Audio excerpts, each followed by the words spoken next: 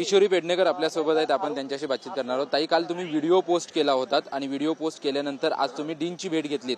Video असा होता की त्यामध्ये जे काही केस पेपर असतात किंवा काही डॉक्युमेंट केएमची जी होती ती केएमची डॉक्युमेंटचे बाहेर वापरले जात आहेत, पेपर प्लेटसाठी वापरले जातात। आज डीनची भेट घेतलेली, काय डीननी माहिती दिली, काय बाई चर्चा? अशा म्हणाल्या की ते कळल्यानंतर म्हणजे एवम मला एमसी आमचे गगराणी सर त्यांनी फोन केला, गंभीर बाब आहे, नक्कीच ह्याच्यावर आम्ही ॲक्शन घेऊ आणि जो कॉन्ट्रॅक्टर आहे त्याच्यावर ॲक्शन घेतली पाहिजे, कारण कुठलंही रद्दी तर द्यावीच लागणार, कारण इतकं पेपर आपण ठेवू नाही शकत, पण त्या रद्दीमध्ये ते क्रश करून द्यायचं असतं, रिसायकल करून ते करायचं असतं, असा हा नियम आहे।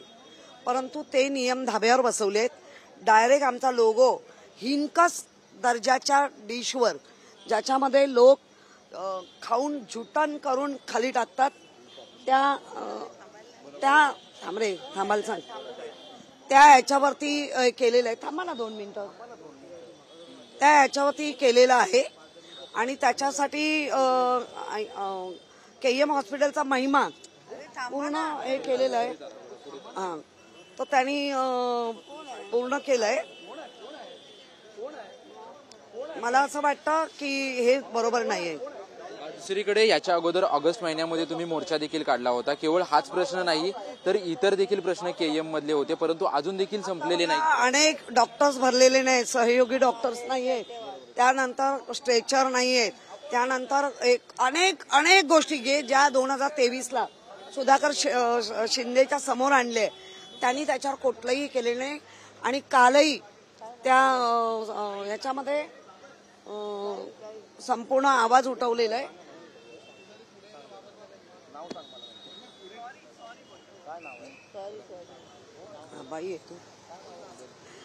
त्यामुळे या सगळ्या गोष्टीचं आम्ही ऑब्जेक्शन घेतलेलं आहे, कारण आमच्या हॉस्पिटलचं नाव मोठं आहे।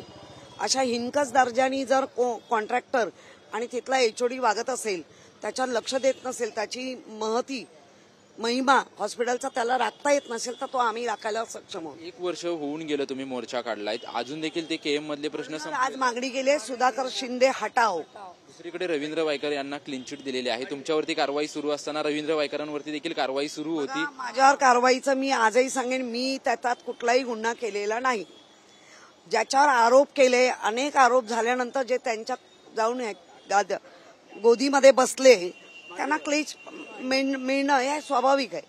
धन्यवाद आमच्याशी बातचीत केल्याबद्दल। आपण पाहतोय की केएमच्या प्रशासनाला जे आहे ते ठाकरे गटाच्या शिष्टमंडळानं भेट दिलेली आहे। ज्या पद्धतीने केएम मध्ये अशा पद्धतीने गदारोळ चालू आहे, त्याची लवकरात लवकर चौकशी व्हावी आणि जे डॉक्टर सुधाकर शिंदे आहेत त्यांची लवकरात लवकर हटवावं अशी देखील त्यांनी मागणी केलेली आहे। आणि आम्ही पहिल्यापासूनच सांगत होतो, जर त्यांच्या सोबत गेले तर ते नक्कीच त्यांना क्लीन चिट मिळेल, अशी रवींद्र वायकर यांच्या क्लीन चिटवरती प्रतिक्रिया किशोरी पेडणेकर यांनी दिलेली आहे। कॅमेरामॅन कमलेश डोंगरेसह निवृत्ती बाबर, TV9 मराठी, मुंबई।